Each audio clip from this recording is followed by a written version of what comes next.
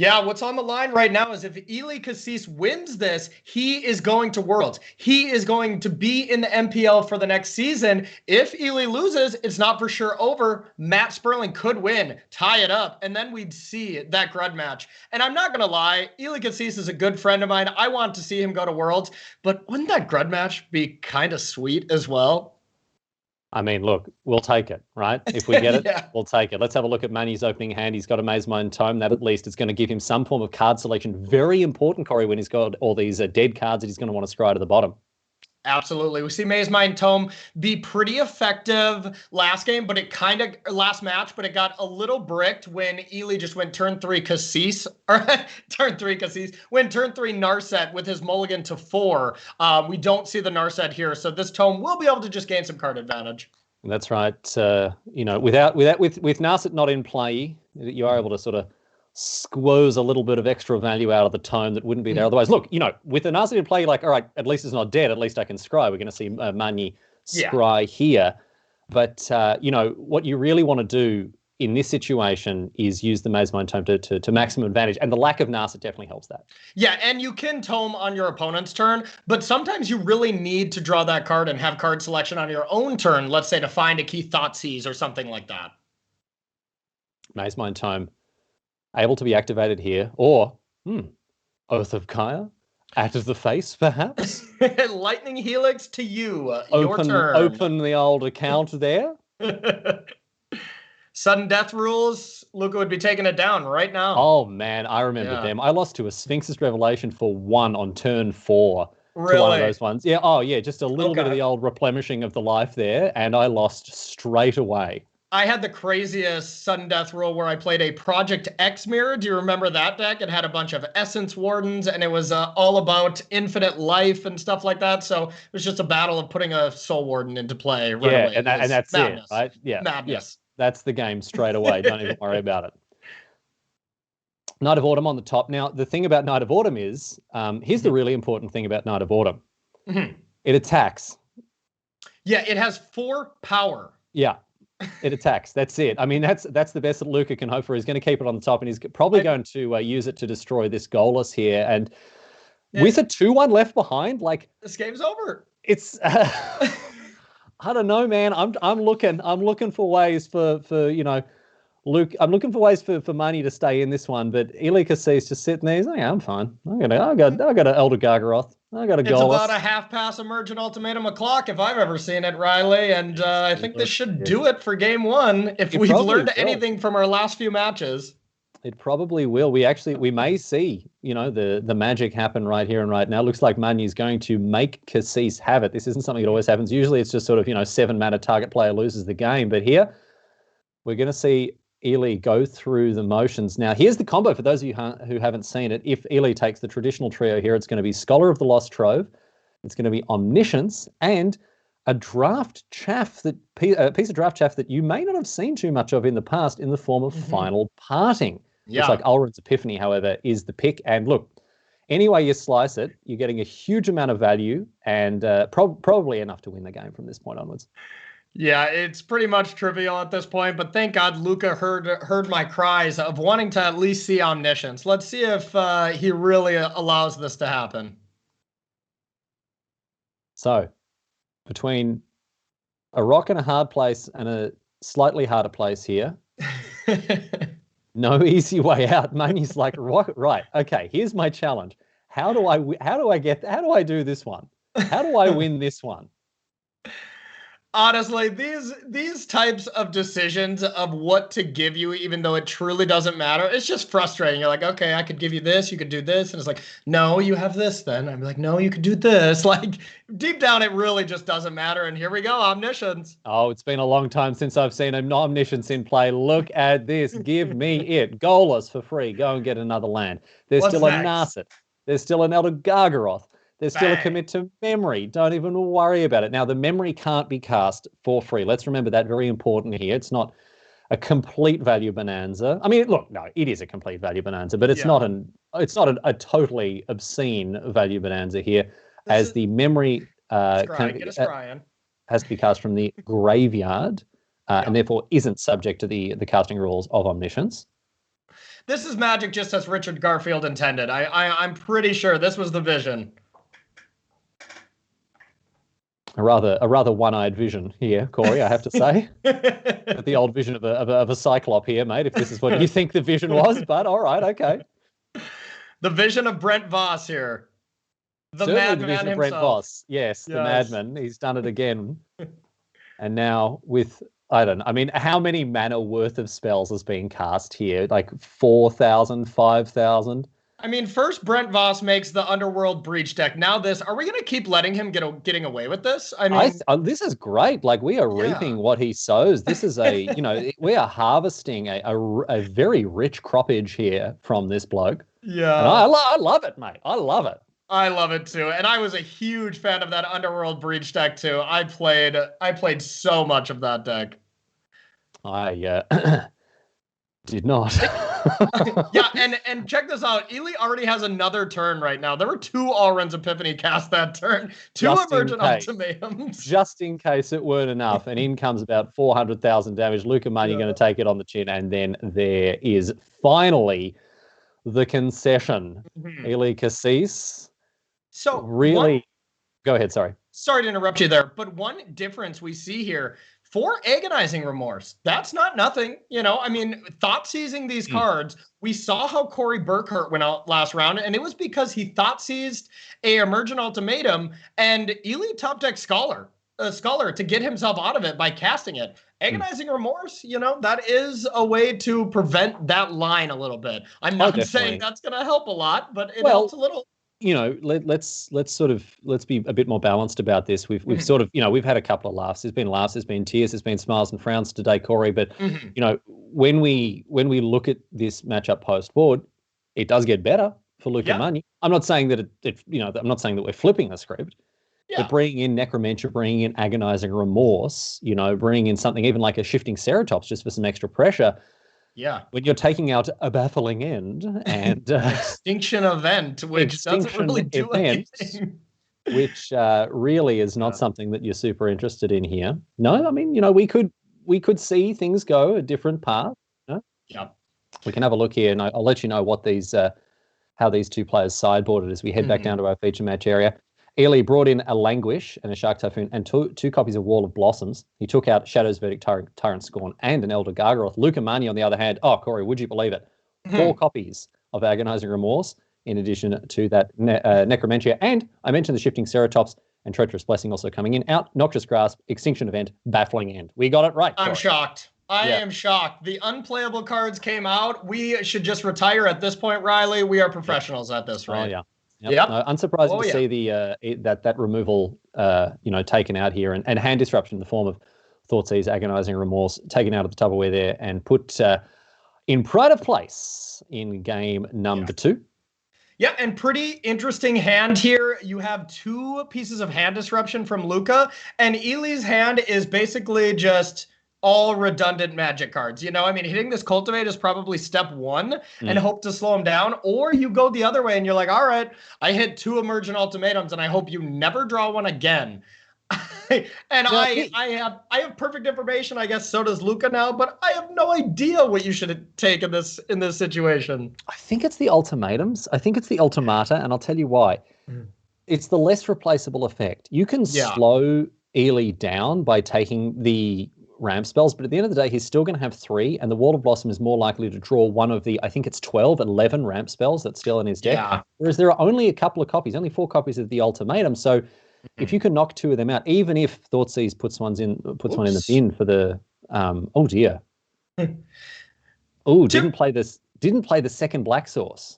Yeah, to be fair, if your plan was to take both ultimatums, it doesn't matter. You don't want to do it now anyway. So I think maybe Luca kind of paused there a little bit, but I actually just think the Tome is a better pick here anyways for this turn. Yeah, we talked about the importance of card selection in this matchup specifically. We've talked, you don't want to sort of get caught in that webbage of infinite removal spells coming off the top. Maybe you want a couple, but even then, like, do you even want a couple? What do you want to kill? A Wall of Blossoms? I don't think you want any of them, right? You got to scry them away. I think so. In a different game where you have some aggression, sure, maybe you think about that kind of stuff. But Yeah, I mean, each player has a very distinct game plan. Luca wants to draw some cards, buy some time, and have some timely hand disruption spells. And Ely just wants to ramp and cast Emergent Ultimatum. You know, the games do simplify quite a bit. We see Luca tanking on Knight of Autumn just because, well, it has the very powerful mode of attack for 4. Yes, exactly. Yeah. The hidden mode Yeah. of Knight of Autumn, attack you for 4 damages. I don't know. This is a tough pick. I'd be tempted to keep it. It also knocks out a really important card in Ely's deck in the form of the Scout, of course, whose name I have just completely blanked on. What is that card called? The 3/5 that searches for a land. Oh, what is it called? Golos. Oh my goodness. Yeah. Oh my goodness. I know you're a new commentator and you weren't around for Golos here, 2 years ago? So we'll give you a pass on that one. What is the name of that bloody Rosie? What's it? What is it? I don't even. Okay, the Golos. There you go. And it does get killed, of course, by the disenchant mode of the Knight of Autumn. But no, look, he decides to put it away, and I back him on that. Shifting Ceratop's is a nice one. Can attack straight away next turn. Difficult card to deal with, and one that puts on immediate pressure. That's a good one. Knight of Autumn is an okay threat, but Shifting Ceratops starting next turn is a 4-turn clock. We see Ely bringing in Wall of Blossom, which is not a very good card, but that is a nod to just saying, hey, it at least soaks up 4 damage to Shifting Ceratops. That's good enough, and it buys time. Ooh! Oh, baby. Oh, here we go. All right. So now this is Necromantia. For those of you who don't know, it is what do we call this? An extirpate type effect. It'll strip or cranial extraction was my day. Sure, that was the first one I had. But, Slaughter Games was mine. So this is a card where you play it, you name a card, and then you strip all the copies of that card out of the opponent's deck. Now, if there are any of that copy in their hands, by recompense they get some 2/2s. But if you can just take out that slam dunk Emergent Ultimatum finish, right? You're relying then on Eli Kassis's deck hard casting. Look, it's not the end of the game, right? This is not like definitely not naming, Splinter Twin in the old modern decks and getting rid of their main path to victory. This is, I guess it is exactly the same, because Splinter Twin could still win with its other cards. It's exactly like naming Splinter Twin, and then you just die to 2/1 Pestermite. 2 Pestermites, yeah. Exactly. This is instead, this is not a card that's going to end the game on the spot, but it is still very, very powerful indeed. And I wouldn't be surprised to see this cast instead of any of the other ones. No, going to go for the value play instead, draw an extra card, reset that Maze Mind Tome. Not bad either. Yeah, not bad. And I mean, what this would happen if Necromantia gets played here for Emergent Ultimatum before Ely can find it, what it means is they're playing equal footing. They're just both playing mid-range decks, and Ely still has big plays. You can still Narset and, Memory. You can still just try to win with Golos. You can win with Gargaros and mimic them. But you play a normal game at that point. Here's an Explore now. A lot of velocity in this deck, a surprising amount with all of those ramp spells that just cycle away in the late game.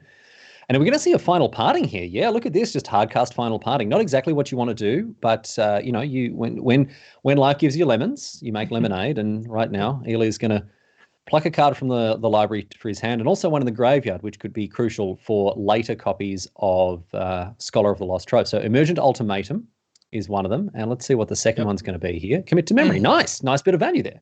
Nice combo there. Yeah, you put Emergent Ultimatum into your hand, Memory into the graveyard, and you got something lined up if you do find Narset, but I'm pretty sure we are going to run into a Necromantia next turn, yielding Eli Kassis a 2/2, and then it's just going to be Eli Kassis will be in the Narset Parter of Veil waiting room until he can Memory start with 7 cards. That's what it is. That's what it is. Exactly. Waiting for that Narset, only playing 2 copies, of course. We did see 4 copies in a Future Worlds competitor, Andre Strasky, in his banned list. He did seem to go very deep on the Narset Memory combination here. Oh, yeah. And we got that third one coming in from Eli, so up to 3. So it's not incredibly tough to get, but not 4. No. And here we go. Slightly more minimalistic approach taken to the Narset Memory combo in this list, but no less potent. But now we turn our attention to a different angle of attack here with Necromantia, naming, I would imagine... What? Oh my goodness. The 2000 IQ play, Scholar of the Lost... Unless he's not going to name Scholar of Stars, I would have thought. But no, Scholar of the Lost Trove. There's only one copy in the deck. Nope. We got it was 'twas but a jape. 'Twas but a jape. It's going to be Narset Parter of Veils, and this turns off that memory combo. I guess, but it leaves the 1-card combo of Emergent Ultimatum live, So here, okay, this is just a guess here, but I think Luca has seen the final parting cast, and I think he thought that Eli got Narset memory. I think Magni looked at that and was like, right, I'm going to get Narseted next turn. I better do something about this, and he's going to pay a price, and it's going to be a dear one. This Emergent Ultimatum stands to end the game next turn potentially. Oh yeah, I guess the final parting is they don't know that face. Oh no, you don't see it. It's like it's a demonic tutor, yeah. Yeah. But still, you got to think, like, that's the whole reason why that card's in the deck, right? Like, to get rid of this thing from happening. I don't even think that Kassis was attempting a bit of misdirection here. I think that Magni just kind of tied himself up in knots there. I think he leveled himself.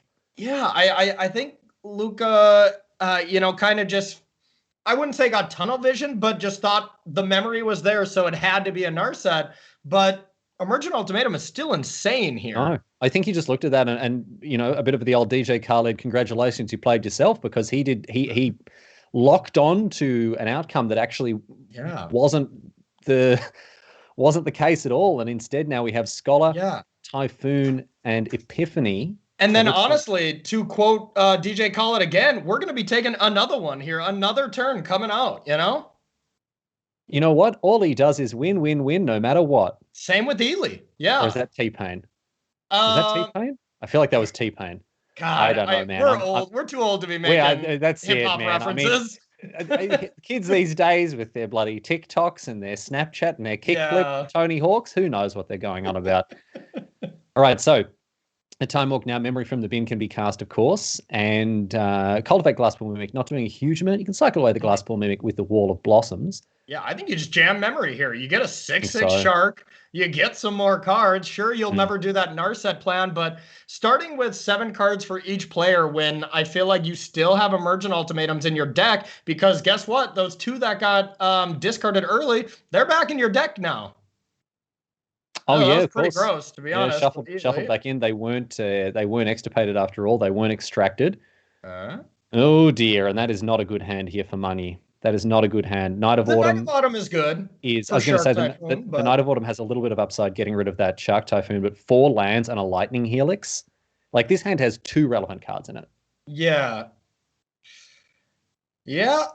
Interesting choice here on that Necromentia, because right now we got a nice Extinction event for Odd, and I don't know how many Wrath effects are left in the deck, but this 6/6 Shark and this 4/4 Shark should just be enough on its own. They get out of Oath of Kaya range, and already that's pretty terrifying. And look, let's be real here. In fairness to Luca, with that Necromentia play there, even naming Emergent Ultimatum, if that hadn't been the card in Eli's hand, this deck can win without it. A hard card Shark Typhoon by itself would potentially be enough to take over the game. So let's not be too hard on him for that pick.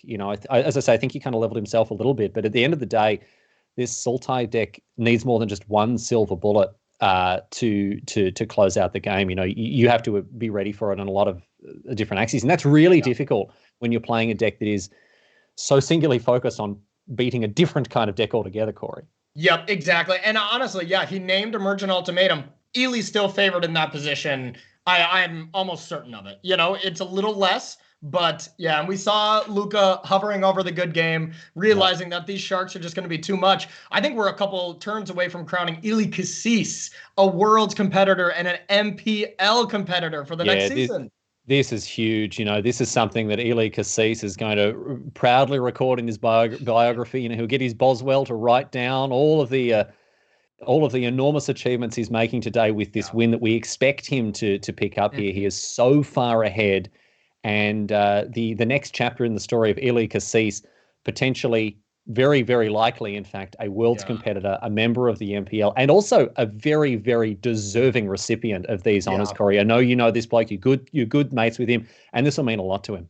Oh, honestly, so many congrats to him. He works so hard at this. He really cares about this. He juggles a full-time job, a family. He does so many things. And to be able to still play Magic at this high of level with so much going on is truly a feat in itself. So, as long as it goes his way here, a huge congratulations to Eli Kassis. I always get nervous because it's like, yeah, he's probably won, but like, what if something happens here? Yeah, like, what if something happens? But at this point, Kassis, it really does look locked up for him. A Thoughtseize off the top isn't doing too much.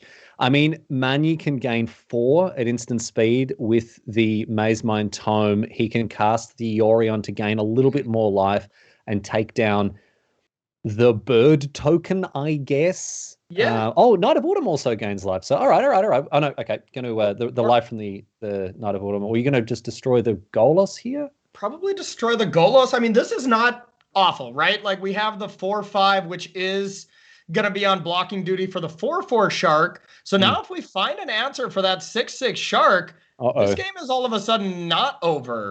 That's what I just said, man. Yeah.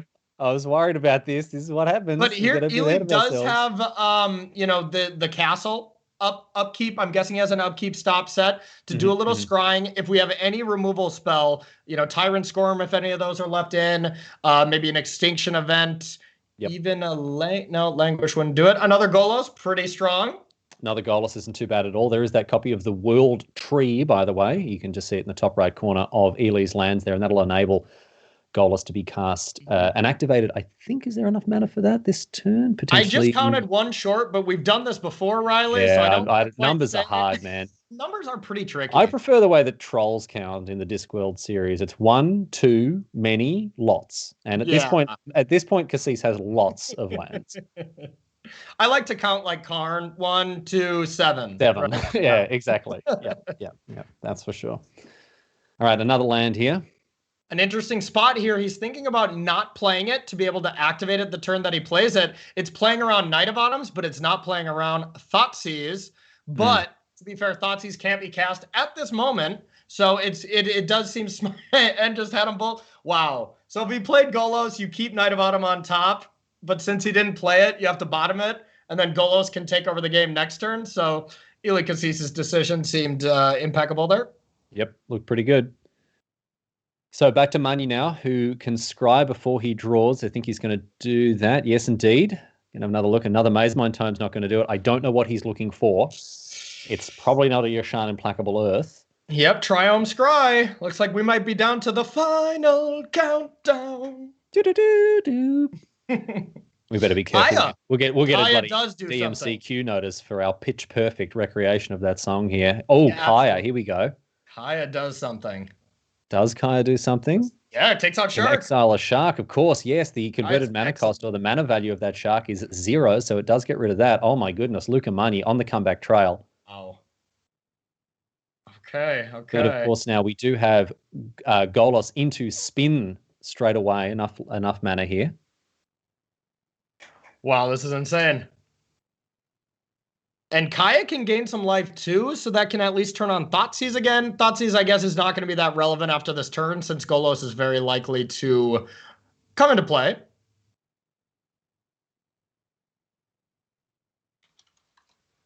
And here we go. It looks like a Golos and a spin. Spin to win, baby. High-level Garen strats. Let's do it. This is intense. So, Golos, picks a land out. Ultimate. That doesn't do it this turn.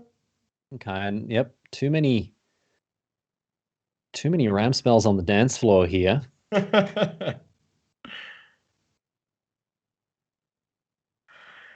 So the cards we can actually find again, I assume there's another commit memory. That is another out. We are short on lands. So we won't be able to win this. There's only one copy of commit memory, right? I thought there was 2. Maybe there was 2. I thought there was only 1 the last time I looked at the deck list. Double check. Okay. Oh, a Scholar of the Lost Trove, though. That's a nice pickup. Ooh, that's got to be a good one. I think there's an ultimatum in the graveyard, but here's the thing. This Kaya can gain some life and Thoughtseize can take it. Right. Yeah, of course. Yeah, Kaya can start exiling stuff from the bin, and that makes the Scholar a little worse as well. We might have been calling our congratulations a little too early. I think we called the mayor for the ticket tape parade and the key to the city a little too early here. I mean, look, Eli, he's got he's got the hunger and thirst as well to win this game. Like, he wants it, you can tell, but Yeah. we may have called the shot a little early. Wow. Yeah, I am only seeing one commit. I don't know if Eli brought in the Scarabian Genius, the Scarab God. That would be a huge draw. Guess we do have the sideboard here.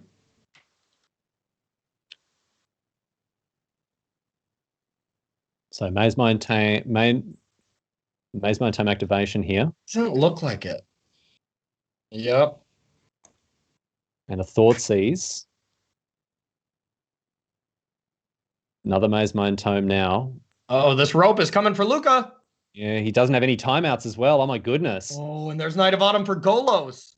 Right now, Luca's favored in this game. Oh, my goodness. Wow, what a comeback. What a comeback for Luca Magni.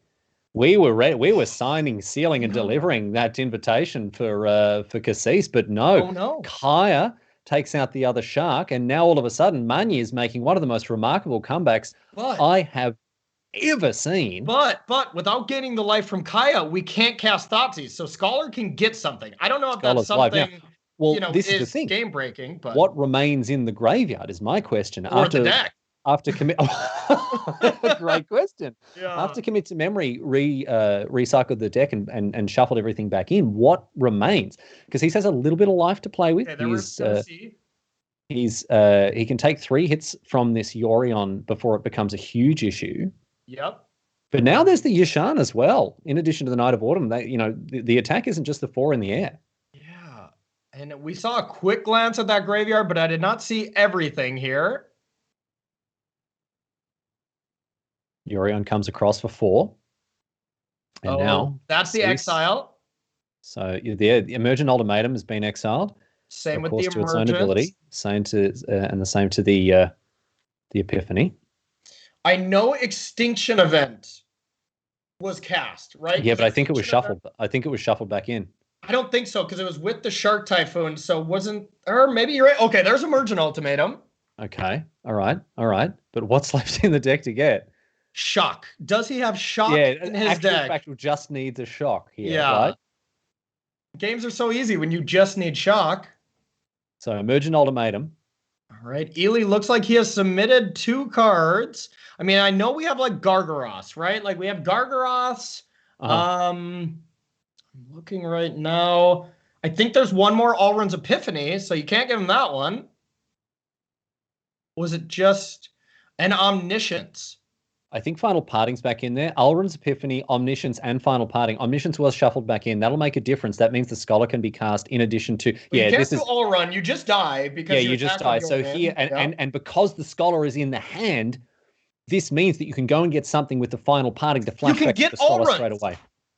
You can get Allruns and put it in your graveyard, and then Scholar. Put it in the graveyard. That's it. Oh my goodness, and that will make the bird tokens enough. And that's the shock. It's the weirdest, most convoluted shock the world has ever seen. But here is the Alrund's Epiphany serving as effective. Wait, did he foretell it? Oh no! Oh no! Oh no! Poor Eli. My God. Oh, that's terrible. He foretold it because the other cards were on the stack. He tried to cast it for 0 mana, but because other cards were on the stack, he foretold it. Oh, poor Eli Kassis. My God. Oh, that's such a terrible outcome here, and you can see a shake of the head there. He's so disappointed. Wait, Sublime Epiphany, does that do it? You can at least put it into your hand? So now we're looking at Final Parting. Sublime Epiphany, which of course can be cast for free with the Omniscience here. Yep. Heartbreaking. Heartbreaking. Oh no, a severe misclick from Eli Kassis that, it doesn't end the game here for him, but it would have been game. It would have been game and signed, sealed, delivered to Worlds. Well, maybe we just have to another 15 minutes before he wins instead. But the Sublime Epiphany certainly will help to shore up this, his position here.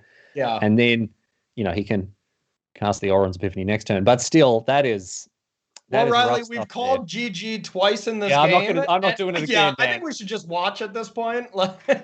I'm not doing it Wow. again. I'm not saying it's anyone's game from here. Yeah, Listen, yeah, every single game of Magic ever is 50-50, right? yeah. Either you win or you lose. It's 50-50. It either happens or it doesn't. It's as simple as that. That's just mathematics. That is just mathematics. Oh my God. My goodness me, Corey. What a ride we've had here. What a round we've had, my friend. Incredible.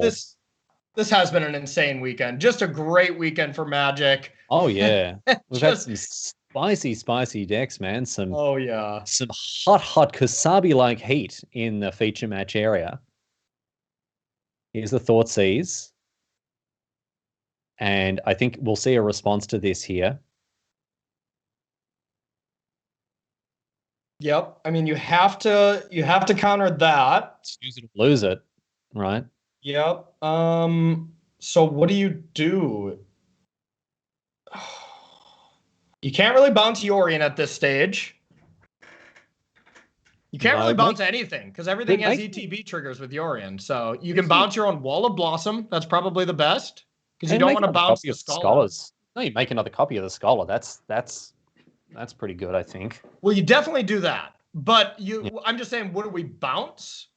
Or did he? Oh, he did bounce Scholar. Okay, well that's okay. That makes sense. It gives you another copy of it to cast in addition to the one that you copy there. So all right. Yeah, but you can lose it to this next Thoughtseize. But you can gain 4 life with Tome.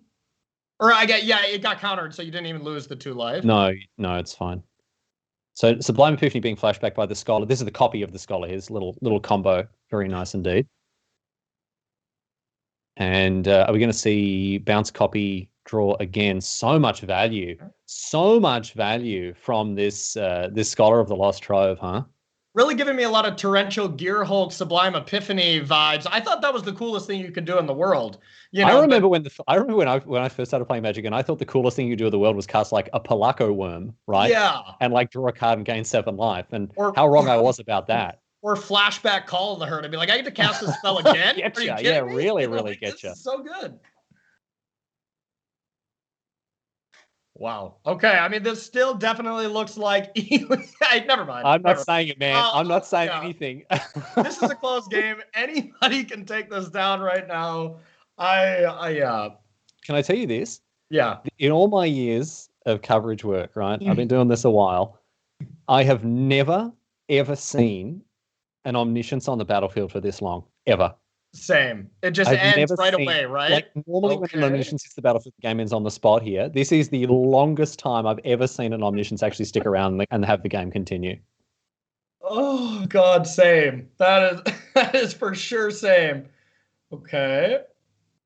Miria's Call. Gonna put out 2 4/4s here, try to shore up the air a little bit. And a Thoughtseize. Oh, let me get rid of that Scholar here. You've had enough Scholars, all right, for one game. You don't get any more. Get this out of here. So what do we have now? Oh wait, did we take Extinction Event? Where was that Extinction Event? Oh, it's on the stat already. Okay, because I was going to say Extinction There's Event. A little bit of a time difference. So Extinction Event here. We'll get rid of the blocking tokens. And the thing is, those Scholars, even though they're tokens, they do have a converted mana cost. Because they're copies. They're not like regular tokens that don't have value. They are odd. Yep, they cost 7. So here we go. I'm not going to curse myself here, but this is 5. There's only like 1 flyer. This looks like 5 damage. And Eli Kassis now poised to snag himself a slot at the World Championships. Let's go. And a slot in the MPL. And he can't believe it. He's finally got there. Couple of little road bumps on the way, but Eli Kassis, mate, stand up, take a bow. Congratulations. A huge sigh of relief for him there, Corey. My goodness. He sailed much, much closer to the wind than he would have liked. And at the end of the day, he will be thrilled with that result, Corey. What a win for Eli Kassis. Incredible. I don't know if I've ever called a game GG that often and then there was more game to be played. Like even with that little mental misstep, that kind of proves why he's such a great player. Instead of like tilt off and kind of lose his game, he focused and said, okay, now what do I have to do? Now it's going to be a little harder, but what do I have to do to win this game and lock it up? And lock it up he did. Yes, once again, the hardest of congratulations to Eli Kassis. A well-deserved victory for him. He has led the pack pretty consistently throughout this league series, and I'm sure there are many people around the world who are just thrilled for him having won this momentous victory. Worlds and a slot in the MPL, if I'm not mistaken. So once again, congratulations, Eli Kassis. We're going to jump to another game here. We've got a quick break to bring you, and then after that, it'll be our backup match. Let's see what we're serving up to you hot and fresh, my friends. It is Matt Sperling and Zachary Kiihne here. Sultai Ultimatum, Jund Company as our backup match. We're going to take a quick break. On the other side of it, more magic.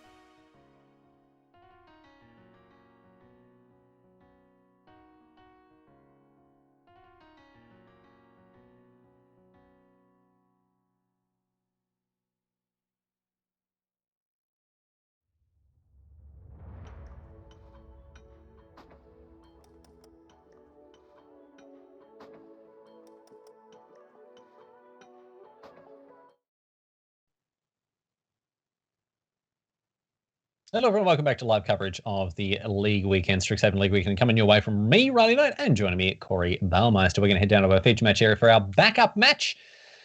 And let's have a look at who we've got on the docket here. Matt Sperling has done very, very well for himself throughout this entire Rivals series, and he finds himself in a position, Corey, to put himself 3 points clear of the other competitors if he wins this match, given the fact that he has already ceded the world slot here to Eli Kassis, as we just saw in very dramatic fashion. Well done, Eli. So Matt now leading the remainder of the Rivals pack, and with his Sultai Ultimatum deck, he's in a position, as I say, to win this match and put himself 3 points clear of the competition. His opponent, on the other hand, Zachary Kiihne, is playing Jund Company. Now, this deck, Jund Sacrifice, Jund Company, Jund Food, whatever you want to call it, it's been around for donkey's years, and it was maybe the best deck in the format, at least during the Coldheim Championship it was.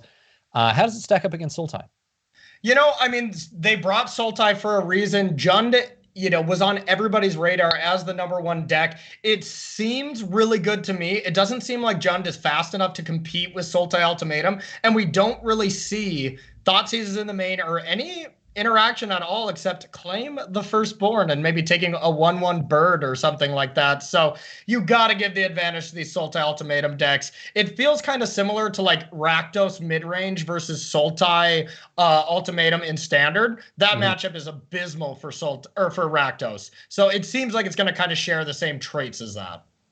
Really interesting that a week ago, as we get underway with this match, a couple of weeks ago, sorry, at the Coldham Championship, everyone brought Abzan to beat Jund, right? Yep. They're saying, okay, well, Jund is basically an unlosable matchup when you're playing Abzan. So if Jund is, let's say, Scissors, then Abzan is Rock, and everyone's brought Rock to beat Scissors. And now Sultai Ultimatum turns up. It's like, oh, great, so it's paper, right? It beats the hell out of Abzan, obviously, but no, also beats Jund. So we've now we've got a fourth thing in Scissors, Paper, Rock that apparently can just beat everything. Yeah, it's like indestructible paper or something, How does paper beat rock anyway, man? Like, what are you doing with the paper? Wrapping around the rock? It doesn't stop the rock and rolling it down a hill and it can't see where it's going or something? Yeah, that never made sense to me, but that was like everyone's childhood, Yeah, exactly. We need a better system. You know what we should just be using? Grass, fire, water, man. Pokemon rules. That's it. Oh, okay. Yeah, that's much more clear to me. That is much more clear. Decent hand here for Matt. We do have those player names swapped over. We'll try to get that fixed up for you. Matt Sperling here with a pretty decent ramp-filled hand, but he will need to find some business. He's got Growth Spirals and Explores for days. Ooh, Extinction Event. How about that one? That's a good one. That is an absolute good one. And all these ramp spells, that's buying a lot of time here. So really not too much complaints from Matt's side here once these hands upgrade or update.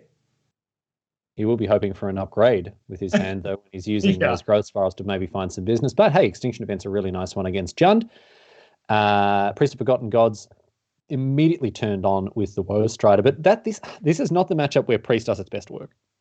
No, not really. It is, a little awkward. Sure, you can like sacrifice a goat, sacrifice a cat, draw an extra card, and play another spell. So it's kind of like a ramp card, but Matt Sperling has been ramping a little bit better. Yes, indeed. Here's the Extinction Event. Probably going to go even here, get rid of the Priest, or do you care more about the Woe Strider? I think you get rid of the Woe Strider, but yeah, it's close. Defensible either way. Oh, Dreadhorde Butcher now. And this is nice here from Zachary, who's making sure he has a mix of converted mana costs, or mana values, as they're called these days, in order to play around Extinction Event as best as possible. Another Priest, but the Butcher's going to get in, and the clock is ticking now. Yep, absolutely. A threat is down there. We see Elder Agargaroth here coming down, though, which will be a big game here. Priest of the Forgotten God actually very good at cleaning up that, though. So pretty unlikely Matt will jam into that. Just saying go with some Growth Spirals, maybe a Sublime Epiphany. Is this a Sublime Epiphany here? Oh, in response to the Collector Company, yeah. We're not quite super synced up here. Anyway, Coco's not going to resolve here. Sublime Epiphany. One of those cards that's like, they made Cryptic Command, then Very Cryptic Command in one of those unsets. I feel like this is like extremely Cryptic Command because it just seems to do everything. Yeah, God, it really is just a really, really fun card. And just even a little bit better. There we go. We got this flipped up so we can get this working a little bit better. But yeah, this card just really does everything. And right when I saw this card, the first person that combined it with Torrential Gearhulk, I believe it was Luis Scott Vargas in like the blue-white Blink deck. That was pretty dominant for a while in Standard. First time I saw him do those tricks, I'm just like, oh my God. I thought we had a problem in Standard, but it turns out it was completely fine. All right, my friends around the world, we're going to test Corey now. Corey is a self-professed magic boomer. You like to cast Cryptic Command, right? I love it. You love Cryptic Command. Let's find out how much. I played it. Let's find out if Corey is a real or a fake fan of Cryptic Command. I need you to name all the modes of Cryptic Command, but I need you to do it in order. Let's go. Okay. Wow, this is going to be tough. So, Orange Epiphany now. I'm going to give Matt an extra turn. I'm trying to buy you time here, Corey. Yeah, I'm going to go with Counter Target Spell as the first one. Yep. Then I'm going to go with Return Target Permanent. All right, okay, yep, good. And then tap all your opponent's creatures is the last one. No. You sure? No, it's draw a card and then tap. No, wrong. I got you. I absolutely juked you. It was tap and then draw. Absolutely got him. Absolutely got him. Oh, wow. That's a huge victory. Huge victory for Riley Knight. And we proved Corey to be a fake fan of Magic the Gathering, a Deckmaster game. Ladies and gentlemen, we got him. We got him. Yep. Nope. My first pro tour back in 2008, I played Blue-Black Fairies, and good to see Fairies are still live in Magic now with Improbable Alliance. I don't want to tell you how to run your business, Corey, but generally, when you're playing in a Pro Tour, it helps to read the cards that are in your deck before you play them. Clearly, you didn't do this. Yeah. I go by pictures, man. Come on. You were playing the textless promo version, and just hoping your opponents know what you do. All right, here now is the Elder Gargoth holding down the fort, and Kiihne not left with a whole lot going on once the 6/6 comes down on defense. This card, Elder Gargoth, I mean, it is just so good.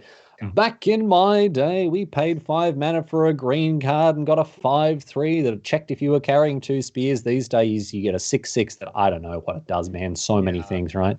I would think every single one of us as Magic players has attacked with a flyer into an Elder Gargoth and then learned the hard way that there's a good hidden reach there, you know? Yeah. Oh, yeah. No one knows it has reach. No one knows. And this has happened so often now. Like, there's so many cards that have reach that shouldn't, or don't have reach that should. Yes. Robber of the Rich, I think, is the one that you that was your pet peeve, right? Well, why does it have reach? Because it's an archer? Because Robin Hood carries around a bow? Nylea doesn't have reach. You know? Bloody Aketra doesn't have reach. So let's decide. Does a bow equal reach or not? Unbelievable scenes. Anyway, getting close to actually a hardcast Omniscience here. A couple of options for Matt, who can play the Golos if he chooses this turn, but I think he's just going to continue to ramp. He's not under any pressure here. He's not under a huge amount of pressure. So I think at this stage he can afford to, develop his mana further and make sure he's set up to close out this long game here. And you can still Golos as well here, so definitely going for the ramp plan and then go for Omniscience and then just hope that Gargaroth can draw, or that, more importantly, Golos doesn't die here. If Golos doesn't die, just being able to activate that is pretty huge. So here's the Golos and the World Tree that comes with it. No attacks. Holding down the fort very nicely here. And back to Zachary Kiihne. The door slowly closing on him. Yep. And looking at Zachary Kiihne's list, I mean, the things that he can have is like claiming a bird to deal with that. But I mean, his path to victory here just starts with attacking with Butcher, maybe getting some counters on it or something, or better yet, just sacrificing Butcher, because Butcher plus Priest is 5 damage, and then we're kind of partly the way. It's a little rough. I think Zachary has to win outside of combat because Gargaroth can gain that life, and he's got to do it quickly. So Priest of Forgotten Gods, not a great activation against the 4 bird tokens that are there. But I think Kiihne, reading the writing on the wall here, Midnight Reaper comes down and recognizing it, as you say, he needs to get something going. Because this one's slowly, well, not even slowly, but surely, quickly falling away from him. Yeah, and this game 1 does seem like the really tough one for Zachary. We haven't even seen that draw that it seems like Eli Kassis had quite a few times. I'm not going to lie. He had some nice ones curving into Emergent Ultimatum when we watched. And Matt has kind of had a little bit more of the short end of the stick, maybe against LSV. He didn't draw too well, and drawing all his targets instead of the actual Emergent Ultimatum is always kind of frustrating. But Matt, of course, a seasoned veteran who is holding his composure quite well. Claim the firstborn, not great in this matchup. Steals a Boyd. And a Woestride is going to chomp it up as well here. Get that bird out of there. Mm-hmm. It's chicken tonight for the Woestride. Do you have chicken tonight in America? Chicken tonight? Is that something other than just saying I'm having chicken tonight for dinner? Oh, no, it means something very different in Australia if you're saying I'm having chicken tonight. Chicken tonight is a brand of sauces in which you prepare, it might be a nice marinade for your chook. Or maybe, a curry sauce, something like that. We're having chicken tonight. This stream proudly brought to you by Chicken Tonight, available at Woolworths everywhere. We're going to get some copyright infringement for that kind of advertisement. What are you talking about, man? It's a free plug. It's a free plug for Chicken Tonight. That's fair. They probably want to argue on that one. No, probably there not. There it is. Emergent Ultimatum. That should almost Emergent do Ultimatum's this should be enough. There is the Omniscience in hand, but hey, at this point, Matt's so far ahead, he doesn't need it. He doesn't need it. He's going to be able to go and get 3 haymakers and close this one out very quickly. Yep, that was the nice play by Matt. Maybe not always obvious there of just activating Golos. You get to Growth Spiral first. If you draw Emergent Ultimatum, you get to cast it, and then you get 3 more looks at it. So found it right away. Would have found it regardless, but nice work there from Matt. Glasspool Mimic here as well. This is going to be pretty sick, as it means that if you don't get the Scholar, you get another Elder Gargaroth. Yeah, and here's the same kind of thing that you do to red-black mid-range decks in Standard if you're Sultai. Shadow's Verdict, even though it's not one of those flashy cards that wins the game on the spot, it wrecks your opponent so badly that they're not going to win. Not only are you taking all the creatures on the battlefield from them, you're also stripping all the possibility of Woe Strider coming back. Even if you sacrifice it here, they still go away. Dreadhorde Butcher, 3 damage upstairs, not going to be enough. And Woe Strider can, again, sacrifice other creatures, but not itself, and so they are going to get exiled. And now here's the attack.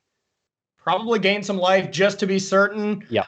Because all you got to do is untap with 2 Elder Gargaroths. And believe it or not, Riley, against an aggro deck, that's usually good. Usually good enough. Golos is also going to get involved here.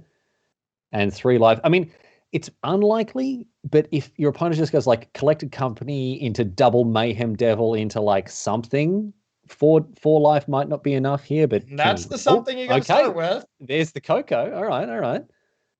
You'd think on 7 you'd be safe, but let's see. Mm-hmm. And that's game. There we go. Matt Sperling picks up game number 1, as you might have expected. This matchup, not a great one for Kiihne from the outset. And we move to the sideboards. Let's have a look at what these 2 players have got to go with. What got to work with here. And I'm looking at Zachary Kiihne's sideboard. I think that's the main one because the matchup is that good for Matt Sperling. You really want to look what your opponent has for you. And honestly, it just shows how much the Sultai Ultimatum deck really caught everyone by storm. This was not a deck people were expecting. No. And looking at this sideboard does not expect to bring in cards for those 4 Claim the Firstborn that have to be taken out. Maelstrom Pulse, I guess. Corvold's good and proactive.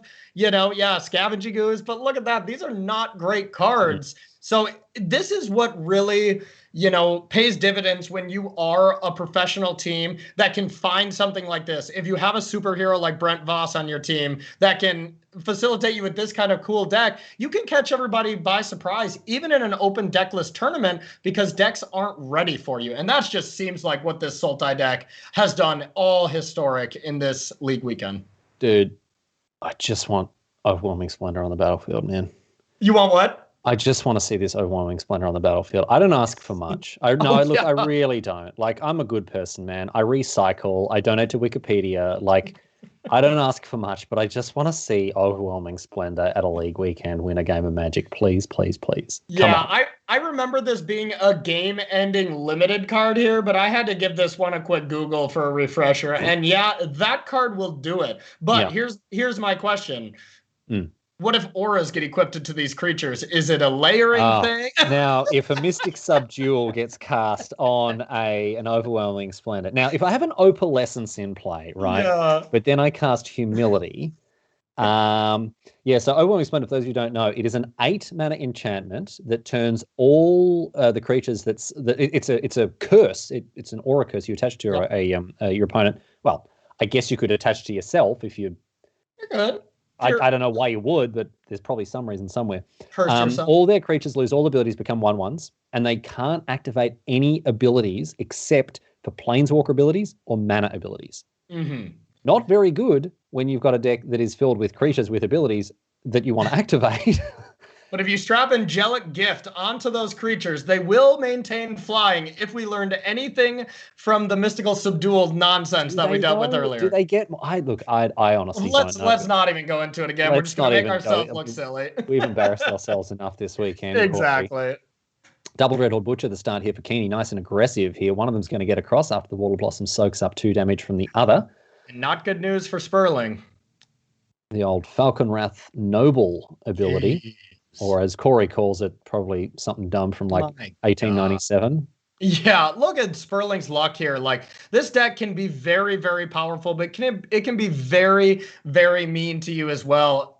Sperling just explored twice, had 2 draw steps, and bricked 4 times in a row. Like, this is what it takes to lose in this matchup, and it's just really frustrating. And you can't even cast that with just green-black. Like, come on, deck, if you're a Matt Sperling fan. Yeah, so brutal here. Sperling's going to have to concede, and he wastes no time in doing so, recognizing that there is no point continuing. And I mean, that's magic. Sometimes that's magic. Yep. You live by the lands, you die by the lands. Sometimes you draw too many. Sometimes you don't. You draw too few.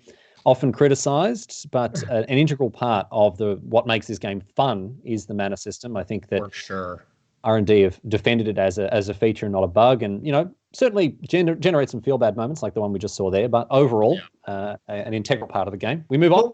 But when we look at Magic as being a game with variance, and then we look at Andre Strosky taking first in this league play, and then the top 4 players below him all were the top 4 players at the last Worlds. I mean, come on. That's just insane. That was probably the craziest stat from this weekend, is just 2nd, 3rd, 4th, and 5th place in the MPL standing the top 4 of Worlds. Because the thing is, you're saying that's a rebuttal of the idea. Oh, my goodness me. Can't catch a break. You're saying that that's a rebuttal of the idea that, like, Magic is a luck-based game, right? No, I'm saying it has some variance. But but like luck-based. Yeah, but that's what I'm saying. You're saying that it's not luck-based. Not luck-based. Well, not clearly, clearly it is. If the same players keep winning the same tournaments, and like clearly it's luck-based, because those are the players that have obviously, when they like rolled their characters, put all of their skill points into luck. True. You know what? I completely take it back. It's got to be luck-based. I've seen you in Mythic before, so that's proof right there. All right, mate. I was just trying to make a dumb joke about like Fallout stats, and you had to come in with that hot heat. Sorry. I gotta defend Monty as much as I gotta defend Monty as much as I defend you, man. He's not a goose. You called him a goose earlier, so I had to have his back a little bit. All right, mate. All right, you okay? There's a Cultivate that's going to power up the Golos next turn. We've got Priest on the other side and the Woestride. A nice little curve here for Kiihne. And Sperling is digging himself out of this mulligan to 5 quite nicely. Yeah. We have this Golos, which will die, but World Tree fetches a land, so any untapped land, would be able to fight through a Thoughtseize if there was even one in the 75 from Kiihne. So as it stands now, Sperling has a lot of life to work with, and all he needs to find is land 7. I mean, if Sperling doesn't hit land 7 in this game, either Kiihne just had an insanely fast draw, or Sperling's luck is very much continuing here. There's a neat sort of elegance to the fact that Golos fetches the World Tree as land number 6, and it comes into play and immediately fixes all your mana. That is very pleasing to me. I like that a lot. Because of the Pilgrim? Just the fact that it brings, you need 6 lands for the World Tree to have its ability come online, and Golos generally is the 6th land that you get. And even though the Tireless Pilgrim is going to go finally to rest here, the work has been done. And as you say, any untapped land off the top here for Sperling should seal the deal. But yeah, he doesn't have a lot of time. I mean, look at this. Like this, I don't know if this is lethal next turn. That's probably a stretch, but he probably... Oh, see, like that's the thing is we're attacking for 6. Dreadhorde Butcher gets in for 2 more. That is 8. Butcher goes up to 3 counters. You can count that as 9, 10, and 11. Priest is 12 and 13. So right now I see 13 damage coming back at Matt Sperling right now. And if we get a cat, if we get a Dreadhorde Butcher, I think this game is over in favor of Zachary Kiihne. Wow. Incredible, considering that, some people were saying that this matchup was very, very good for Sultai. Yeah. And now it could be that Matt Sperling is going to go down here on 6. The Dreadhorde Butcher represents another 3. The Priest of Forgotten Gods, another 2. Yep. And if this is a cat or a Mayhem Devil, a Mayhem Devil will also do it. 3 mana. Is it the Mayhem Devil here? Kiihne, laser-like focus on his face as he figures out what he wants to do. Probably just double checking the math. would be my assumption. This seems like the face of I have it. Now we can't see Kiihne's hand on this for ultimate suspense, but this is a face of I have it, but I'm triple checking the numbers. Oh no, that's not it. Not it. A Midnight Reaper. It's a midnight. I mean, it deals 1 point of damage, just not in the direction that you'd want it to. Touche.